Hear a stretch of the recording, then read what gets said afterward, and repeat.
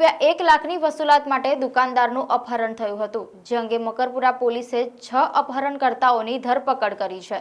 વડોદરા શહેરના Makarpura ST depot સંકુલમાં શ્રીરામ સેવસર નામની ભાડાની દુકાન ધરાવતો સ્મિત કમલેશભાઈ રાણાનો થોડાક સમય પહેલા એક્સિડન્ટ થયો હતો, જેમાં મેડિકલનો ખર્ચ વધુ થયો હોવાથી તેણે તારીફ ઉર્ફે આકાશ તકદીર શેખ રહે વલ્લભ કોલોની મકરપુરા પાસેથી કેટલીક રકમ ઉછીની લીધી હતી। આ ઉપરાંત તારીફની કાર પણ ભાડે રાખી હતી, જેનું માસિક ભાડું ₹2500 ચૂકવતો હતો। ₹1,00,000ની ઉઘાણી કરવા માટે તારીફ અને તેના સગરીતોએ મકરપુરા ડેપો ખાતેથી દુકાનેથી સ્મિત રાણા ઉપર હુમલો કરીને અપહરણ કર્યું હતું। સ્મિતને વલ્લભ કોલોનીના મકાનમાં ગોંધી રાખ્યો હતો તથા ઢોર માર મારવામાં આવ્યો હતો। બંધકે અમદાવાદમાં રહેતી તેની સ્ત્રી મિત્રને મોબાઈલ ફોન પર મેસેજ મોકલ્યો હતો। સ્ત્રી મિત્રની સતર્કતાથી મકરપુરા પોલીસે ગુનાનો ભેદ ઉકેલી નાખ્યો હતો, તેમજ તારીફ શેખ, મનીષ દળવી, પરવેઝ શેખ, આરિફ ઉર્ફે બાબા શેખ, મોહસિન બાગબાની, તારીફ ઉર્ફે આકાશ શેખની ધરપકડ કરીને વધુ પૂછપરછ હાથ ધરી છે। કરિશ્માબેન શેખ, જે તારીફભાઈ શેખના વાઇફ છે, એમની સાથે મારે પૈસાનો લેવડ દેવડ હતી, તો એ ઉપરાંત મેં એમને પૈસા આપી દીધા હતા ને મોહસિન કરીને બાગબાન છે, એમના બીજા તારીફભાઈ શેખના બીજા મિત્ર છે, એમની સાથે બી પૈસાની લેવડ દેવડ હતી। આ લોકોને મેં પૈસા પૂરા પરત આપી દીધા હતા। ઉપરના પૈસા એમને માંગ્યા એ પણ મેં આપી દીધા હતા। મેં એકાઉન્ટ ટ્રાન્સફર કર્યા હતા, એમના એટીએમમાં ડિપોઝિટ કરી આપ્યા હતા।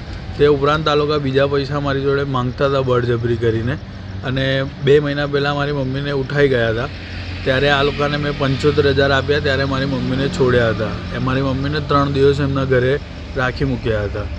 પછી 2 દિવસ પહેલાં મને અહીંયાથી હું મકરપુરા ડેપોમાંથી હું ત્યાં જોબ કરું છું ચૂલા સેવસરમાં, ત્યાં મને ઉઠાઈ ગયા હતા અને પછી ત્યાંથી મને લઈને બહુ માર માર્યો અને કીધું કે તું પૈસા મંગાવી નહીં તો તને જાનથી અહીંયા મારી નાખીશું અમે।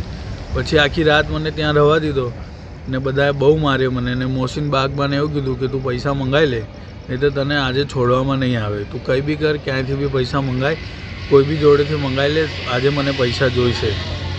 એ લોકોએ મને બહુ માર માર્યો, મને પાણી બી પીવા ના આપ્યું, મેં પાણી માંગ્યું તો વધારે મારતા હતા, અને હું ના કહું તો બી વધારે મારતા હતા। પૈસા મંગાવી લે એ જ બોલ બોલ કરતા હતા। એ ઉપરાંત પછી સવારે મને 11 વાગે જેવું એમને ફોન આપ્યો કે તું કોઈને ફોન કર અને પૈસા મંગાવ, તો મેં બધાને ફોન કર્યા પૈસા માટે, પણ કોઈએ હા ના પાડી, એટલે મને વધારે મારતા હતા।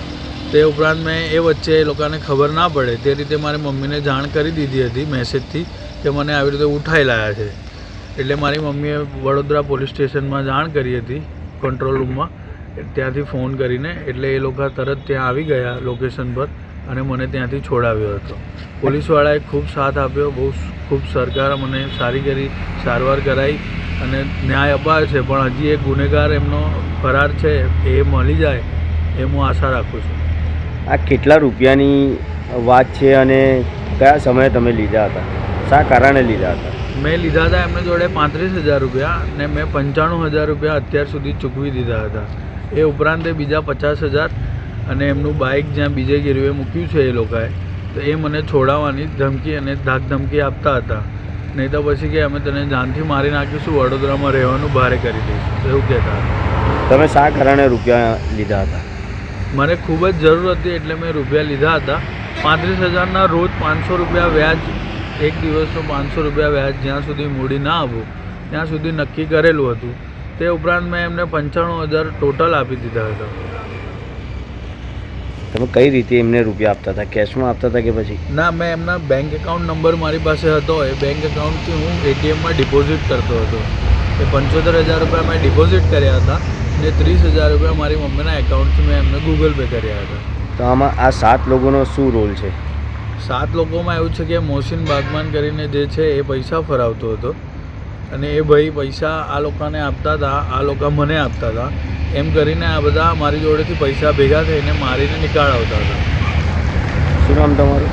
મારું નામ સ્મિત કમલેશભાઈ રાણા। રહેવાનું હાલ અમદાવાદ, હું અમદાવાદમાં છું, પણ છેલ્લા 3 વર્ષથી વડોદરામાં અહીંયા હું આવ્યો છું।